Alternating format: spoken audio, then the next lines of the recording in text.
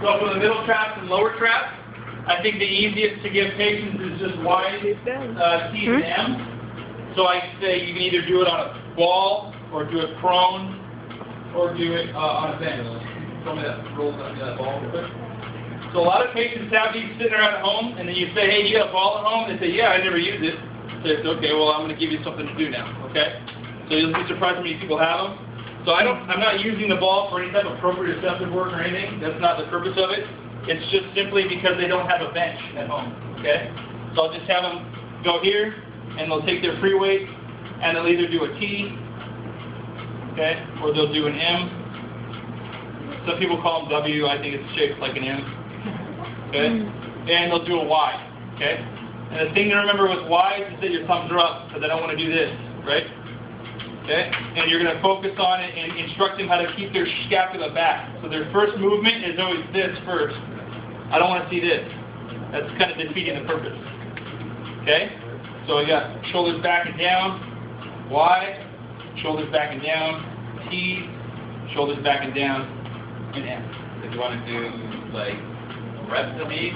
I usually say 2 sets of 10, and I usually start with no weight. You'll just be surprised how difficult it is. You want to, like, go from Y to M to C, and then the next one? Yeah, I don't think it really matters, but yeah, that's usually what I do. Okay, rear flies. So a lot of people know what the fly machine is in the gym, so you tell them to do rear flies and then know what that is. Okay? Sorry,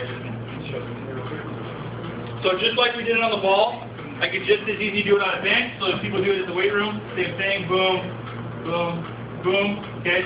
They can do rear flies, it's essentially just a T anyway, right? Low cable rows is going to be where they have the cable's up here, and they get 2 handles, and they're going to pull into an M position. Okay? That's all in the lower trap. And the key to all these is that they want to do this first. Okay? If they're doing this all day long, I really could care less. It's a waste of time. Okay? I want to see this. Are they bracing their core when they're doing these? Sure. Okay. Why not? Cool. Yeah, I mean, yeah, they would Just especially wondering. if they're standing. Okay. Yes. Well, and squeeze the middle and lower trap. That's the whole point. Okay. Brugger's position. Have you guys ever heard of Brugger's? Yeah. Oh, sweet. Okay. So Brugger's is just start here, exhale, basically squeeze the shoulders together, chin tuck. I'm glad you guys know that. Okay, rhomboid, cable rows, bent over rows. So cable rows would be when they're seated. This is at the gym, right? They're seated here, and they're going to do a roll like this. The biggest thing you want to teach them is that it's not this, right? We want to avoid that.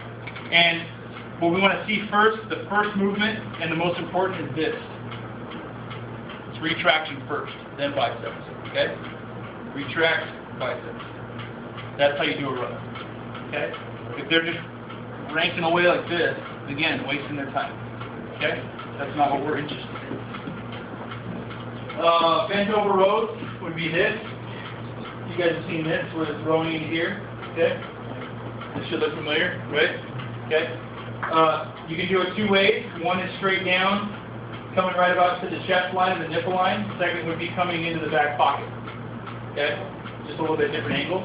Again, the important part is this is first, okay? Not this, and I'm not doing this stuff either, okay?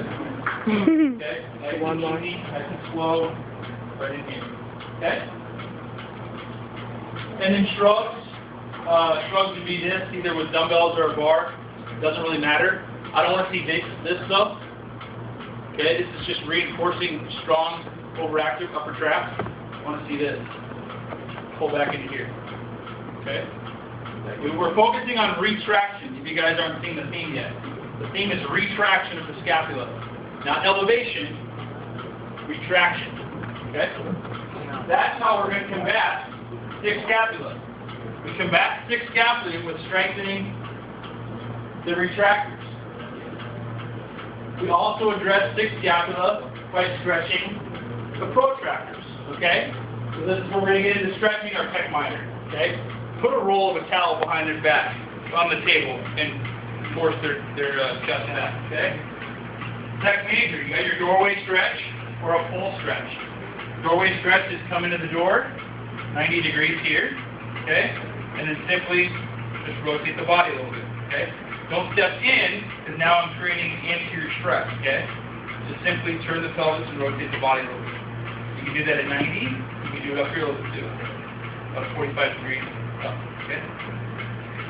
Full stretch, I don't see a pull.